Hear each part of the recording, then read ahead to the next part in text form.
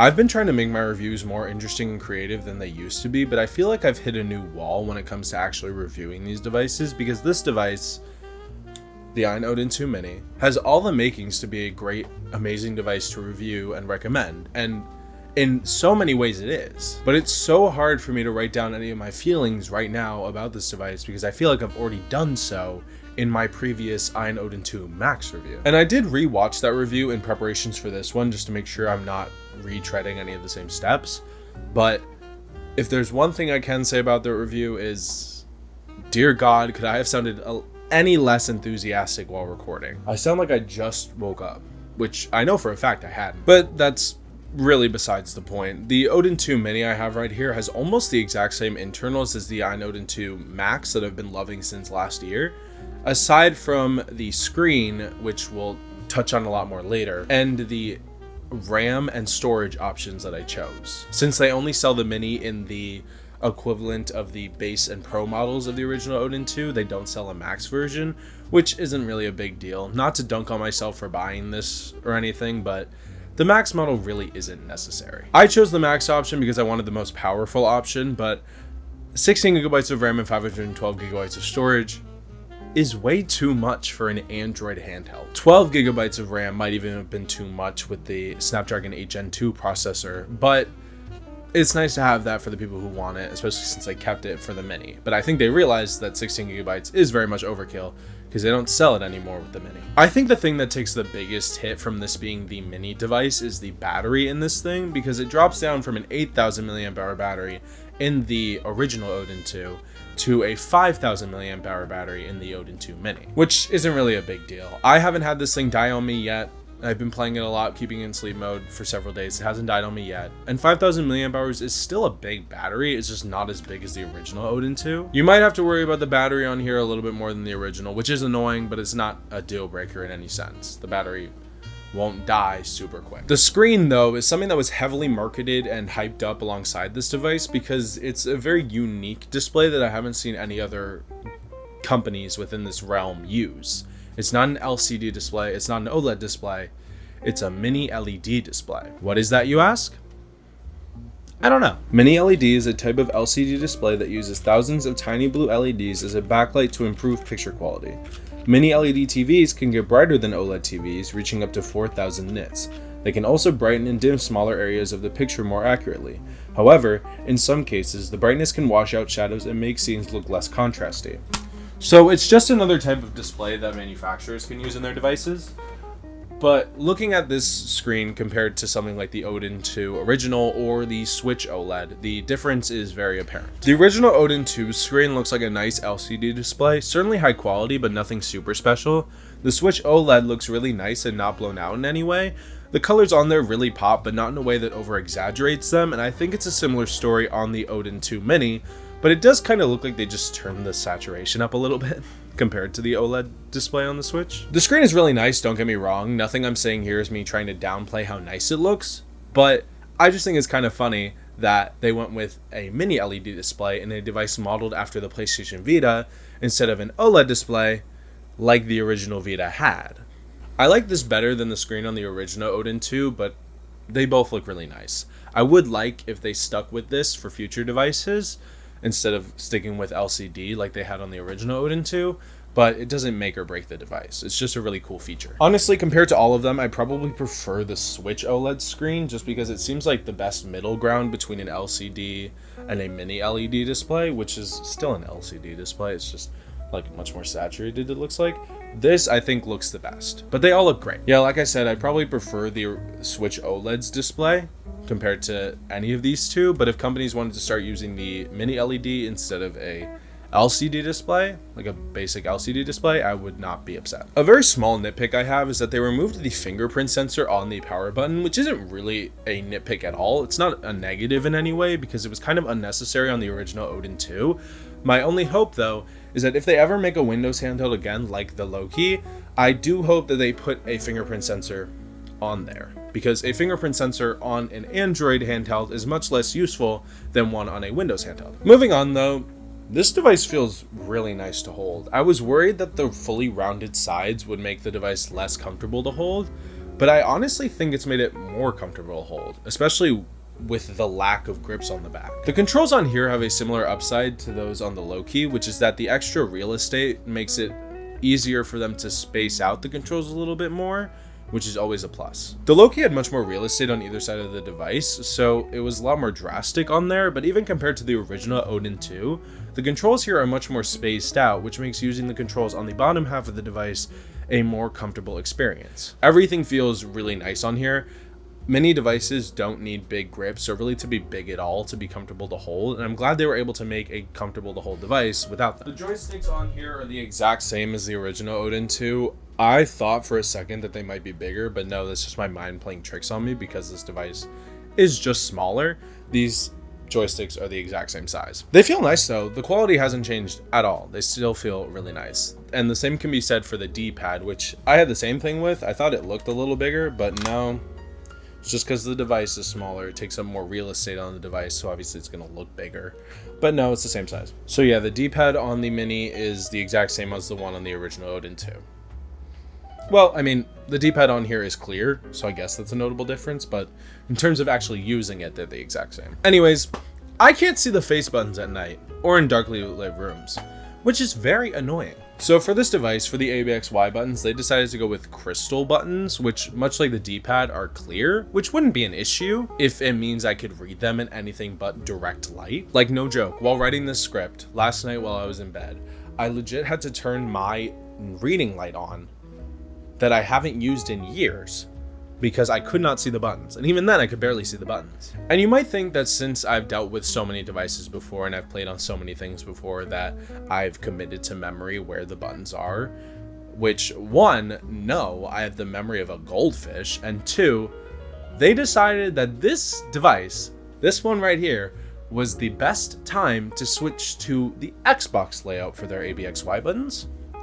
And I don't know why. It's not a major deal. I'm probably making this out to be bigger than it is, but because I have a device that's so good, I need something to complain about. But when I'm in bed or somewhere without much light and I want to play a game, it takes a few extra seconds for my brain to recalibrate and remember, oh, Xbox layout, I can't see anything. Like, not even with the screen on does any light escape from the sides because the bezels are so big that they just stay within the bezels. I can't see anything. Now, before someone in the comments tells me I should just switch my controller style in the control center from Xbox to Odin, no. I don't like when the buttons do the opposite of what they said they're gonna do. And for anybody that's gonna tell me I can open up the device and move the buttons around, I know. But I want to review the device as it came. So I'm not doing that. Apologies about that. I just wanted to avoid any comments that may come out of this rant. There's still going to be some, I'm sure, but wanted to get those out of the way. I do think this is a more annoying issue than it should be, though. Like, Vita replica, cool. But let's make this device as usable in dark environments as it is in, like, lit rooms or the outdoors. This probably isn't an issue on the white model, but because I have the black model, it applies to me, and I'm still complaining. So you can't stop me. Moving on from that nonsense, the analog triggers on here have a little bit less travel than they did on the original Odin 2, which you wouldn't know unless you looked for it specifically like I did. So you're welcome for pointing that out. I do love that the bumpers are clear, sticking with the whole Vita aesthetic, but the difference here and the face buttons is that I actually know what I'm pressing when I go to press them. My issues with the face buttons aside, this device feels really nice to hold and play. How wide and rounded the device is makes the Mini feel just as good or even better to hold than the original Odin 2 because it makes it easier to reach for the bottom controls even without the grips on the back like the Odin 2 has. Like, for as much praise as I probably gave these grips in my original Odin 2 review, I don't feel like they do all that great of a job making the bottom half of the controls more usable. They do a better job than the original Odin did, but it's not the most amazing job. The whole aesthetic looks really nice. I haven't really touched on it too much this far into the video, but I think that the whole Vita aesthetic they're going for here and how they executed it looks really good, at least from like a viewing perspective. And actually using it is nice too. The software experience is nothing new, especially for an Android handheld, They have this nice wallpaper that I like more than the one that they had on the original Odin 2, but that's a very minuscule difference. Nothing new is added here, which is good, because if they did, they probably would have messed something up. The original Odin 2's software experience was so good, I'm glad they did nothing to it aside from change the default wallpaper. I don't ever use the Odin launcher because I don't feel like it's a great launcher to use unless you want something to open apps. I wish for the future that they would make a ROM launcher within their Odin launcher so that you can put your ROMs and ROM paths to like make it so it can launch ROMs from there, but that's a future issue and not a complaint about this device. So there are still the same performance options in the control center that let you push this thing to its full potential, but to be honest, I don't think you ever really need to put it on anything but standard. And that's because Nintendo Switch games, probably the most powerful thing you're going to emulate aside from maybe PlayStation 2 or 3 if you try those, run really well on the base performance mode. This is the 8GB model, so even if you have the base model like I do, Switch emulation is going to run really well. If you want to like get the most powerful model, get the Pro, but I have the 8GB model here and I have no complaints at all about performance. I keep this thing in standard performance mode almost all the time. Maybe you should move it up to performance mode if you like see hitches in a game, or like if you want better performance in a game that runs kind of slow, but I haven't run into anything that runs really slow yet. Everything is the same, and that's to say that everything is great. There's nothing to worry about in terms of software. Emulation on here is really impressive, but knowing the chipset, that shouldn't really be a surprise to anybody. It runs every GameCube and Wii game upscaled to 1080p that I've tried amazingly, and like I mentioned before, Nintendo Switch games also run really well. Now, I know earlier I ranted about the controls and how they're set up on this device, but using Xbox styled layout for the controls is fine. I've had to do it before for things like the Steam Deck and the low-key models that I have. It's really not that big of a deal. I just kind of hate how they look on this device. The power of this thing is undeniable, and it's really awesome to have a device this small that's able to play up to like Nintendo Switch games. The closest thing we've had before this is the Retroid Pocket 4 Pro, but this thing is using a D1100 chipset, which in my experience has had trouble running Nintendo Switch and like PS2 games. So this thing is definitely the smallest, most powerful device I've seen yet. Now, this is a Vita style device, at least in terms of its design, so you're probably wondering if it runs Vita games well. And of course it does. I was only able to get one Vita game working after hours of attempts though, because I couldn't figure out where to get the right ROMs that would work in Vita 3K, which is the Android Vita emulator. And also, setting up the firmware for some reason was such an issue for me. All of these things like kind of remind me of what it's like to be an emulation noob and made me feel like an emulation noob.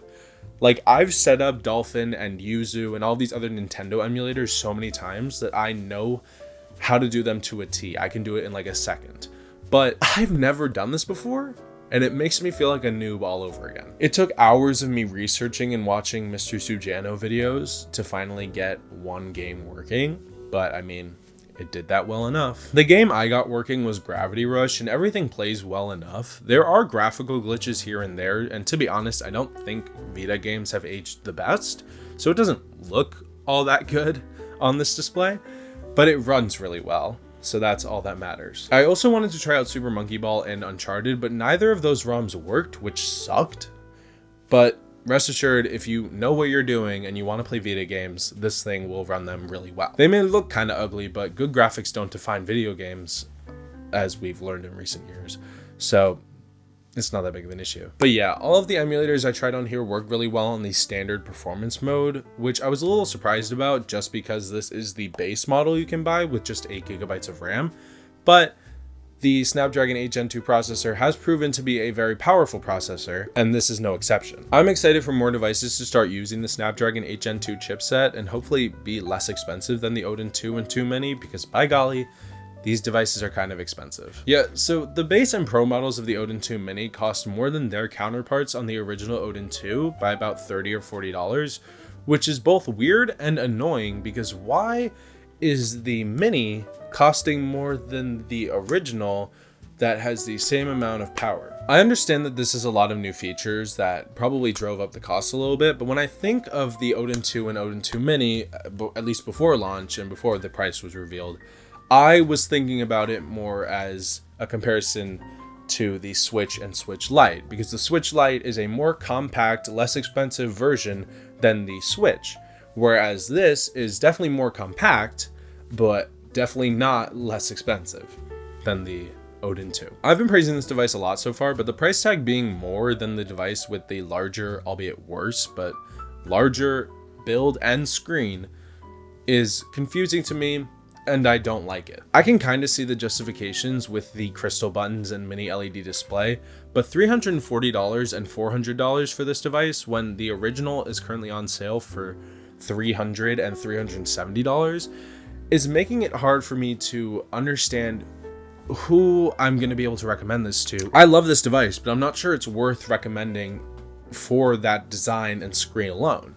But I mean, I guess that's why they made it. It's up for the consumer to decide. It does come down to personal preference, and I guess in that regard, it's a good thing they're selling these things alongside each other so that people get the choice, because if you don't want to spend the extra money for the Vita-like design, just buy the original Odin 2 with a great design and plays great as well. So design and screen is what set these two apart, and it's personal preference that chooses one of the two for you. If you have nostalgia for the Vita, or maybe just like this design, or maybe the screen is what's drawing you in, get this. I'm sure you'll love it. My whole issue with it, though, comes down to the price of it and the price comparison between this and the original Odin 2.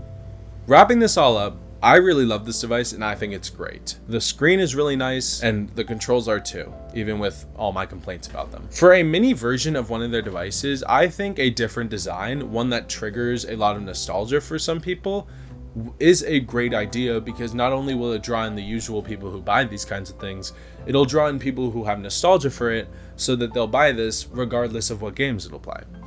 The games that it plays is just an added bonus. My main issue with the price point isn't really that big of a deal, because if you don't want to spend the extra money, just buy the original Odin 2. Buy this if you want a really powerful Android handheld, or if you want a Vita style device, since Sony refuses to make a new, good handheld. And yes, that is PlayStation Portal Shade. I really like this thing, and I think its existence is somewhat justified, but what do you guys think? Are you planning on buying one? Do you already have an Odin 2? Is the Vita-like design enough to draw you in? Let me know in the comments down below, and don't forget to like and subscribe while you're down there. I will see you guys next week. Goodbye.